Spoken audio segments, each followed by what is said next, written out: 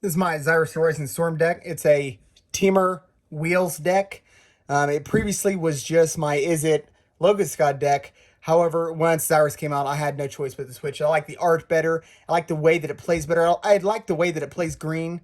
I also have a lot of commander decks, and I didn't at the time currently have another Teamer deck. And so it filled that void, whereas I already had another Is It deck, so I didn't feel so bad about. And also, I knew that Locust God would fit in Xyris pretty easily. So really, it was a matter of changing the mana base, adding a handful of cards that were going to more easily win the game. Locust God does really well about creating the tokens, but there's you really have to strive to make the tokens stronger through artifacts and things like that, or through a few of the red combat effects in order to win the game. Whereas green comes already equipped with these weight and cons, and I like that. But mostly it was because I needed a Teamer commander. So Xyris is 2 and Teamer, 3/5 flyer. Whenever an opponent draws a card, except for the first one they draw on their draw step, you get a 1/1 snake creature token. And whenever it deals combat damage to a player, you and that player each draw that many cards. So Xyris is a engine all on himself. He doesn't need anything to help except for wheels, which is the whole point of the deck. The whole deck is built to make him work, but he is the thing that wins the game. So he's super fun. Initially, I wanted to go Snake Tribal. I thought that would be fun, or at least like a Snake Tribal sub-theme. I thought that could be fun. However, when I looked into it, I realized there really weren't that many great snakes. It was going to be a pretty underwhelming deck if I insisted on going with the Snake Tribal theme. And so, but I did find a few. The first one here is Orin Frostfang. It gives all my attacking creature Death Touch, which could be a big deal, but it generally is overkill. And whenever a creature I deal control does come down to a player, I get to draw a card. So he's awesome, very aggressive art. I like that. 2/6 for 5. Doesn't really matter his power toughness because he's not the thing that's causing the game to end. It's really my commander. Sashiro the Anointed is my favorite non-Xyris snake in the deck. The art is awesome. He is a 6-drop, 3/4, and it gives all my snakes that little 2/2 pump, which is very, very relevant pump. But also, much like Orin Frostfang, he draws me a lot of cards. And when you have that much card advantage, it's really hard to lose the game at that point. Even if my opponent's drawing a lot of cards because of my deck, I'm drawing more cards than they are. Steve, classic snake, just happens to be a snake. He is just very flavorful. When I realized that I could put Steve in the deck after I added green, I thought, this is perfect. Maybe I'll get all sorts of green snake creatures and have this awesome wheel snake sub theme. Didn't work out that way, but Steve still stuck around. Going further, I have Jace's Archivist and Magus of the Wheel. Both wheels on creatures. Creatures a little bit suspect, but it gives me a larger number of wheels to put in the deck. And also, sometimes they can draw removal if they're in the battlefield before my Xyris. And any creature that draws removal is awesome. You know, I will happily pay 3 mana to save Xyris when he finally comes out, because he costs 5 mana, and even though I'm in green, casting him for 7 and then 9 mana can really, really slow my deck down, so I don't want to do that. They do, of course, take the turn after they come in to do their effect. And then, like I said, Locust God was the original commander. He's still perfectly viable for this deck, and he's the colors match and everything. Creating the flying insect creature tokens that have haste is awesome. It was a perfectly reasonable commander, but like I said, I already had an Is It deck, and I did not have a Teamer deck. He still puts in work. I kind of wish the insect creature tokens were snakes, but of course that's too much asking. It wouldn't be on flavor for Locust God. So that's just wishful thinking, really. But he's still great for the deck. And then, of course, 2 game finishers, classic Craterhoof Behemoth, and another one I like quite a bit, Earthshaker Giant. Came out in one of the Magic game nights. 6 mana to give all my stuff 3/3 and trample is a pretty effective pump, especially with this deck with how many number of snakes I can get. You know, if I've got 10 or 12 or 15 snakes out, then a +3/+3 can literally be a game ender. So it doesn't have to be Craterhoof to be effectively ending the game. And, 6 mana versus 8 is, also a nice little bonus. I also have Consecrated Sphinx, mainly because I had one. This deck is all about me drawing cards more than my opponents, and nobody draws cards like Consecrated Sphinx. This card is actually kind of dangerous because it's not, it is a May ability, so that does save it, but I can get carried away. I draw too many cards sometimes, and I don't realize how many cards I'm drawing, and I don't have anything like Laboratory Maniac to save myself. I don't have any Eldrazi Titans to reshuffle my graveyard into my library. I do have a few wheels that do it, but if they get wheeled, themselves, and then I don't get to them. I have decked myself, and Consecrated Sphinx often is a big reason why the deck decks itself. But that's fine. I kind of consider that the cost of doing business, so I don't mind it. Next, we'll go to the artifacts. Start off with, I'm playing green, so I don't play a lot of artifact ramp. However, Soul Ring is just too good not to play, and Thought Vessel has that built-in no maximum hand size clause. And for this deck, having 20 or 30 cards in my hand is not unreasonable. And because of that, I think it's just a must. We've got the Reliquary Tower, which you'll see later. But just having no maximum hand size can really, being able to keep those ginormous hands, really saves me a lot of headache of having to decide what to discard. That's the main thing. It's really a convenience thing. It's like the Chromatic Lantern thing about just saving myself the pain of having to figure out what I'm doing. Next, I have Vidalcan Orrery and the Immortal Sun. Oftentimes, Vidalcan Orrery can let me cast my wheels at the end of turn, giving my snakes pseudo haste if I don't have an otherwise snake enabler or a haste enabler.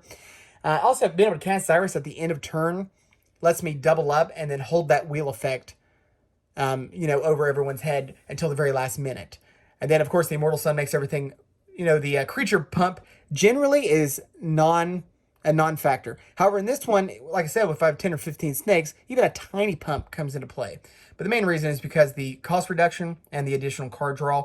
The Planeswalker loyalty ability, Stifling, I don't really love that part of it because I think they're so bad in Commander as it is. They don't really need to be shut down. And because Xyris is so important for my strategy, I have both Swiftfoot Boots and Lightning Greaves.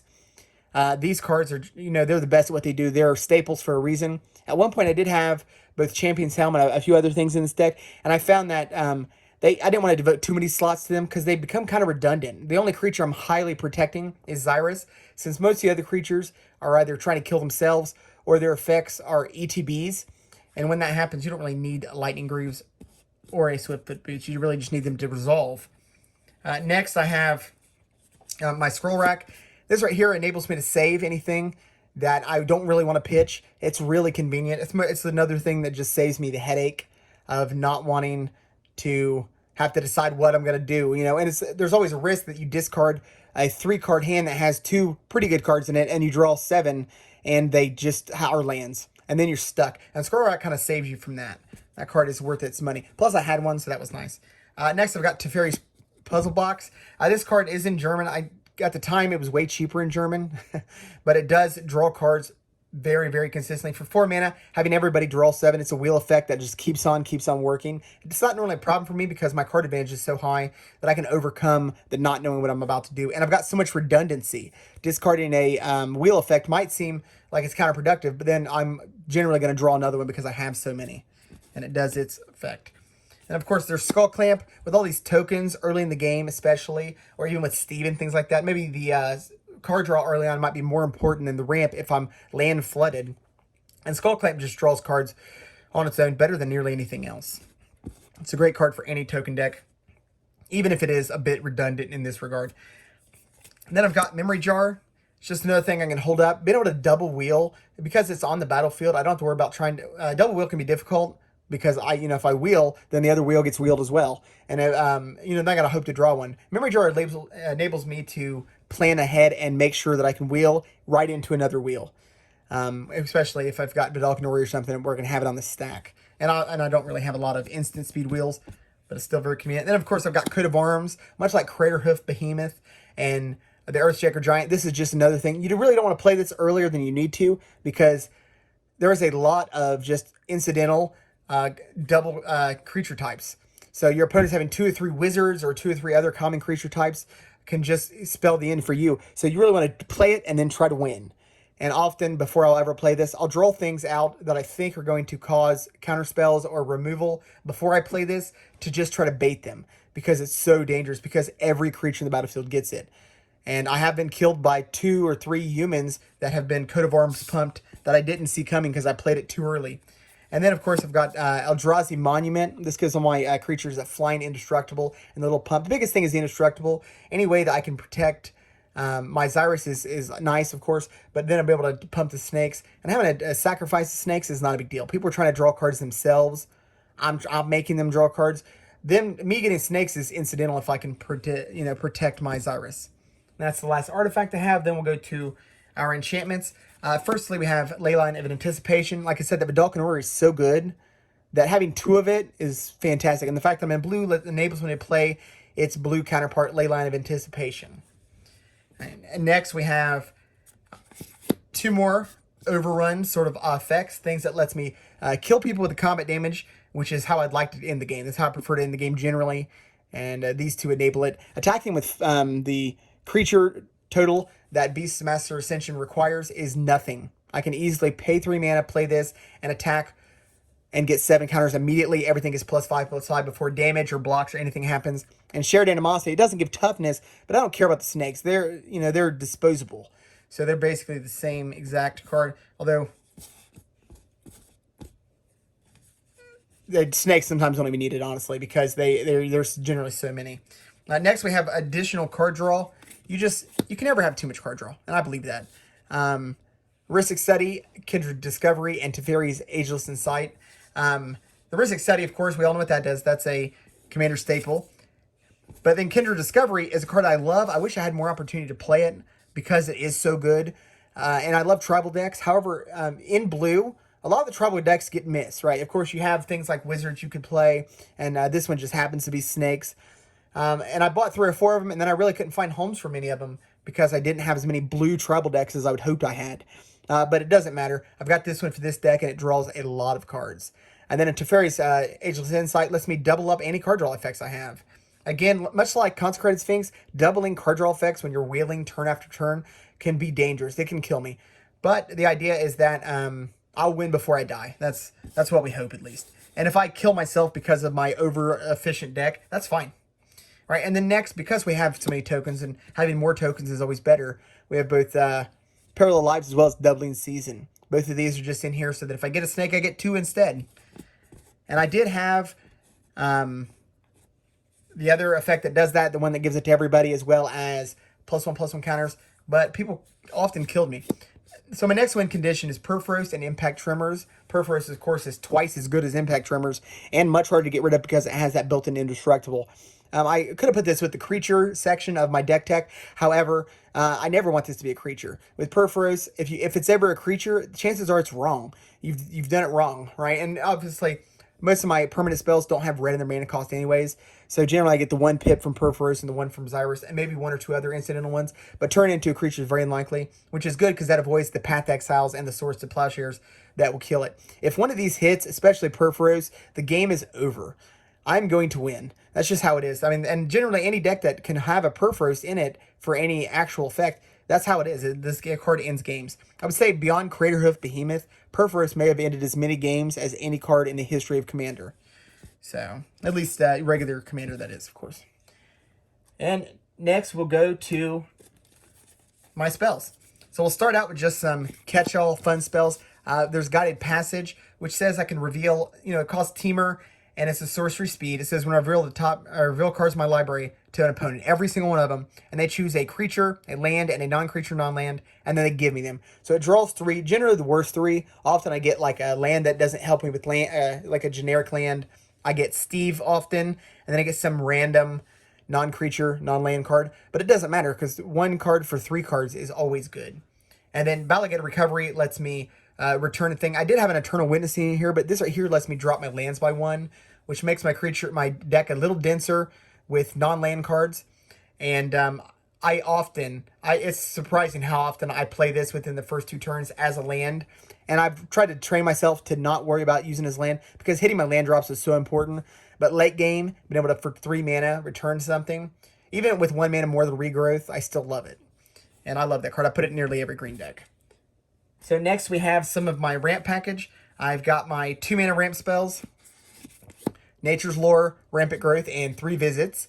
These cards, especially 3 Visits to Nature's Lore, I think they're staples for any green deck. Rampant Growth, because my commander costs 5, and ramping at 2 and 3 means I can often get my commander out at turn 4. It's super beneficial to try to make this deck win. If my commander costs 6 or 7, say, I probably wouldn't run Rampant Growth. I'd probably try another of the bigger ones, but I love these spells. They all find often homes in my decks. Kadama's Reach and Cultivate. I know these are starting to become less popular in Commander, I've noticed, because they only really ramp you by 1. However, hitting that next land drop is so important. And the fact that they cost 3 rather than 4, they keep printing better and better 4-drop ramp spells, but it's just so hard to double spell when a spell costs 4. Often, even late game, I'll have 3 extra mana, and I can just go ahead and cultivate or Kadama's Reach, and then follow up the next turn with my other land. And I still love them. I still play them as much as I can. And then, of course, Skyshroud Claim. This card essentially costs 2 mana because it lets me cook it 2 forests. Doesn't have to be basic. And then I get to put them right in the battlefield untapped. I love this card. I don't see it as much out of other people. I know it's popular. EDH Rec says that it's one of the most popular cards in green. But I just don't seem to see it, and I love it. I don't know why. It's not the Kadama's Reach and Cultivate that it should be. It should be everywhere that those are, and really it's better than those 2 cards. So I don't understand why that is. Next, I have a small counterspell package for when I'm trying to go off. Of course, Fierce Guardianship is free, and you can't beat free. I mean, realistically, I've every time I cast this card, even though people have seen me cast it, I've seen other people cast it, the price tag that it came out with, buying a whole commander deck for 1 card, which is generally what people had to do, they had to resort to. And what I did, honestly, to get this card several times, because if I was going to pay $30 for a card, just pay the extra money and get the rest of the deck. Swan Song, 1 mana. It's often easy to hold up 1 mana. I used to play Counterspell, the true Counterspell more. Holding up double blue really, really telegraphs what I'm about to do. And I don't like that. And obviously, it really taxes my mana. Just double blue can often mean that I can't do the thing I want to do. But Swan Song hits most giant things that are going to wipe me out. Mainly sorcery spells or instant spells. Really, this right here, it's all the stuff that's going to hurt me. Right? So if they try to enchant my commander and turn it into a land, then it stops that. If they try to board wipe and destroy all my snakes, then it stops that. And if they try to instant speed remove one of my win conditions, primarily my commander, then it stops that. So it stops the things that I really care about. And I've got other ways to deal with blue card, or the artifacts, I mean. Arcane Denial is a card that I played a few times. I was a little bit bullish on it there for a while. However, every time I've cast it over the last couple of years, I just love it. It's not card at disadvantage for me since it lets me draw a card. And if I'm counterspelling something, I don't really care what 2 cards they get.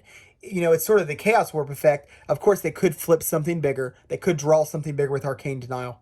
But right now, I'm trying not to lose the game.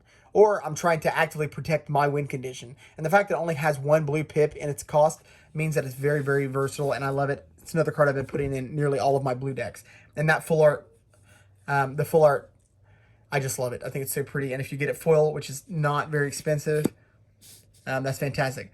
Next, we have 2 cards that I love removal spells that can hit basically anything. Of course, these, Beast Whisper, or Beast Within, I mean to say, does give them that 3/3, and Chaos Warp can give them something random. Generally, though, it's a land. You know, people play 35 to 40 lands a deck, so often they Chaos Warp, and boom, it's a land, and nobody cares. So I would consider Chaos Warp slightly better than the 2. These cards are just fantastic, though. Since you only have limited spots for removal because my synergy pieces are so taxing for this deck, the fact that I have a couple that can hit absolutely anything that's going to keep me from winning the game, I really like. And the fact that they have 3 mana is less of a big deal because I have green. So I generally have plenty of mana. Next, we'll go to my board wipes. I don't need that many because I often have chump blockers because of my snakes. So, of course, Cyclonic Rift, Blasphemous Act, and Chain Reaction. Being a teamer, I don't have access to the white and the black board wipes. So those are some of my favorites. However, I think that the 2 best board wipes in Commander that are not black or white are Cyclonic Rift and Blasphemous Act. These cards are fantastic. Every now and then you can play a Cyclonic Rift for the 2 mana. It does happen. I have done it. I have seen it. It's not just a myth. The Blasphemous Act, often, it's crazy how often it's 1 mana. This one's, I think, Chinese maybe. At the time, it was like $2 cheaper. And I have so many that when you can buy them that cheap. I really should have waited to buy the regular one. At some point, I'll have to change this for an English one because I do hand out my decks so often to new players that need Commander decks. And they often do not have the staples memorized like I do. Chain Reaction often acts as like a 4 mana, more expensive version of Blasphemous Act, but it often does 13 damage or so. It generally wipes the board. And next we have my wheels, right? So I do play with fake cards. Sometimes I generally have the real version of them somewhere, but I have built over 60 Commander decks, and having that many Wheel of Fortunes and that many cards of that nature is just ridiculous. Why would I ever do that? And I did manage to get some of these when they were cheaper, because I've been playing for quite a long time. Here's my first 3 wheels. Reforge the Soul. I don't think I've cast this maybe one time for its miracle cost. Realistically, it's a 5-mana thing, but generally if I can wheel, that can often be enough to win the game. Wheel of Fate, I liked better because of the fact that it was cheaper, but I have such a overwhelming number of wheel effects that the idea, Magical Christmas Land is that I suspend it, and then the turn that happens, I can double wheel. However, most of my wheels are sorcery speed, so I'm wheeling away my wheels. Winds of Change is 1 mana. The most aggressive Winds of Change I'd ever saw was a turn 1. The guy had 1 land and a Winds of Change, and he cast his red mana, cast Wheel of Change, got a whole new hand, and everybody was looking at their awesome mulliganed hands, and it seemed like the game was over after that, and I was fine with it because it was my deck that he was playing with. So there's those 3, and then we'll go to the next 3, which is Wheel and Deal, Time Spiral, and Wheel of Fortune. Of course, that Wheel of Fortune is not real. Neither is a Time Spiral for that matter. But it is what it is. Wheel and Deal lets my opponents draw cards, which normally makes the card sort of iffy. I have one in my mill deck, but in this deck, just letting all my opponents draw cards can cause my win condition without me discarding a card, and of course it replaces itself. I actually forgot about it until I was playing my mill deck one day, and I realized, that would be fantastic in my Xyris deck. So I had to go ahead and put it in here too. And next we have Game Plan, Wheel of Misfortune, and Time Reversal. Time Reversal is one of those cards that does make me take my graveyard and put it back into my library, which is one of the few ways that I can save myself from milling myself. But I never mind about milling myself. It is sort of a cost of doing business, as I said. And it's like, I kill myself. That's what I get. What an idiot, right? Wheel of Misfortune, I haven't got to play that often. It's been in the deck since it came out. However, I haven't seen it that much. I'm sort of wondering how effective it's going to be. We'll see, though. And, of course, Game Plan. No one ever is ever going to assist you with the cost. That assist mechanic sounds fun, but generally you would have to do that and have an archenemy at the table, and people would not want to have answers in their hand. And generally they have an answer or there's not an archenemy, so that you're really going to pay all 6 mana in order to cast it. But that's fine. It just gives me another wheel effect. And then the last 3 here, Windfall, Echo of Eons, and Time Twister. Again, the Time Twister is fake. I'm not paying $4,000 for that card, and I happen to have a fake one. This is my last 3. I think that gives me like 12 wheels in total, plus the ones on the creatures, so that is quite a bit of ways to wheel. Echo of Eons is also another way for the graveyard to get shuffled back in, which does come up. It does save me from milling myself more often than I would think. And then lastly, for my instants and sorceries, I have my 3 win conditions in the form of Triumph of the Hordes, the Infect. I have played this card before, and it seems like it's going to win. And it's funny how often you have 9 Infect on a creature. And you're like, man, if I just had that one more. But with this, it's not a problem generally because that +1/+1 on 10 or 20 snakes, it's very easy to kill the board with this. Overwhelming Stampede, of course, classic. Just another way that just a ton of people have been killed in Commander. Like beyond the Craterhoof Behemoth and the Perforos, Overwhelming Stampede might be another top 10 wins of all time card. All-time win con. Scale Up is another card. I've never seen anybody else cast it. However, turning my 1/1 snake creature tokens into 6/4s can often be just as effective. It doesn't give them any sort of evasion, but generally people can't block 10 or 12 creatures coming at them. At least not all of them. And you know 3 or 4 of these get through, and suddenly that can be game over for them. All right, so now sort of the boring part will come to my lands. This is another spot where I have some of my not real cards, we'll say. I start out with 3 islands, 3 mountains, and 3 forests. In a green deck, I really want to be able to hit my basic lands in order to ramp as effectively as possible. And I don't really ever play against a Blood Moon, and I don't play with it in mind. If it happens, I generally just lose, unless I'm playing like a monocolored deck. Next, we've got the only other land in the deck that taps for only 1 color that is not a basic land, and that is my Oran Reef, the Vastwood. Putting in 1/1, my snakes happen to be green. It's pretty easy to have 1 extra mana. I can wheel, create a bunch of snakes, and then give them all +1/+1 counters. Doubling the power is almost like doubling my snakes. This is almost a way to have a doubling season as a land drop. It's just fantastic. I love this card. It's not normally as good as you want it to be. It's often underperforms. However, in this deck, it's the one time that I think it performs as good as the magical Christmas land you think it might. Next, we have 4 cards that are 4 of my lands that are colorless. So I've got Makokoro and Gaia Reach, both of which allow my opponents to draw cards as well as myself.